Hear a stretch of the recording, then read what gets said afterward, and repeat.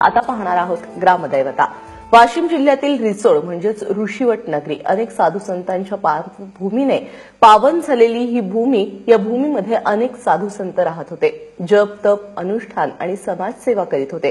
त्यामुळे कदाचित या नगरीला ऋषीवट नगरी म्हणून नाव प्राप्त झालं।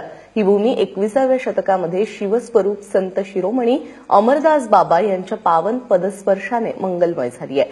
म्हणूनच हे ठिकाण आज रिसोड वासियांचं ग्रामदैवत झालंय।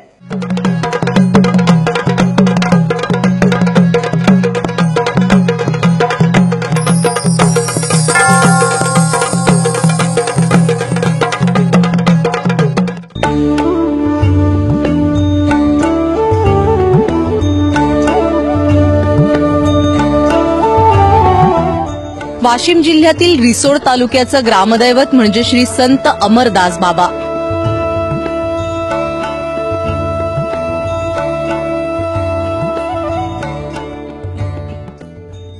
सिद्ध पुरुष असलेले अमरदास बाबा नेमके कुठले, ते कुठून आले, त्यांचं कुटुंब कुठलं याबद्दलची कोणतीच माहिती आज उपलब्ध नाही। मात्र त्यांच्या वास्तव्याने रिसोड वासियांचा उद्धार झाल्याची भावना इथल्या नागरिकांमध्ये आहे। त्यामुळे श्री संत अमरदास बाबांना देवत्व प्राप्त झालं असं सांगितलं जातं। त्यांच्या स्मृतिप्रित्यर्थ अनेक सामाजिक कामं रिसोडमध्ये होऊ लागली। दरवर्षी भाद्रपद महिन्यात त्यांचं पुण्यस्मरण केलं जातं। त्यानिमित्तानं त्यांची पालखी मोठ्या भक्तिभावानं मिरवली जाते। महाशिवरात्रीचं औचित्य साधून इथे विविध उपक्रम राबवले जातात। त्यांच्या नावाने उभारलेल्या ट्रस्ट मार्फत परिसरात अनेक कामं केली गेली आहेत। बाबाची पुण्यतिथी ही पोळ्याच्या 2 दिवसाच्या नंतर इथे पुण्यतिथी म्हणून आम्ही दरवर्षी साजरी करतो आणि एक सर्वात महत्त्वाचा उत्सव आम्ही शिवरात्रीचा जो उत्सव असतो तो सिद्धेश्वर संस्थांच्या माध्यमातून आम्ही इथे साजरा करीत असतो।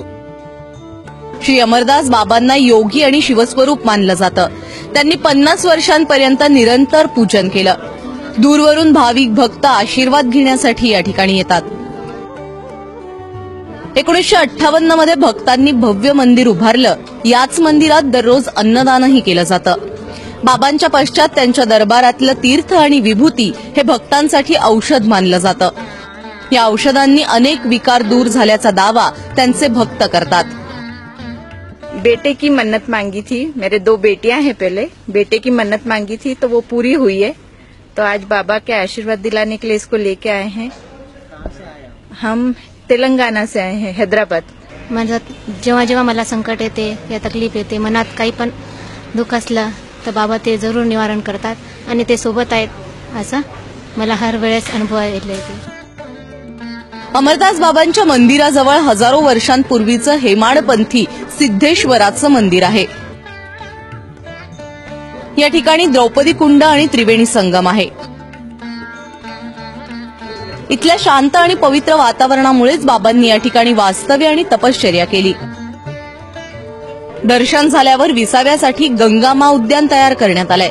महाशिवरात्रीला होणाऱ्या बाबांच्या यात्रेला विदर्भातूनच नाही तर संपूर्ण भारतातून लाखोंच्या संख्येत भाविक रिसोड नगरीत दाखल होत असतात। या दिवशी 15 दिवस मोठी यात्राही भरते। सामान्य भक्तांच्या हाकेला धावून जाणाऱ्या अमरदास बाबा संस्थानला एकदा तरी नक्कीच जायला हवं। प्रणय निर्माणसह ब्युरो रिपोर्ट, एबीपी माझा।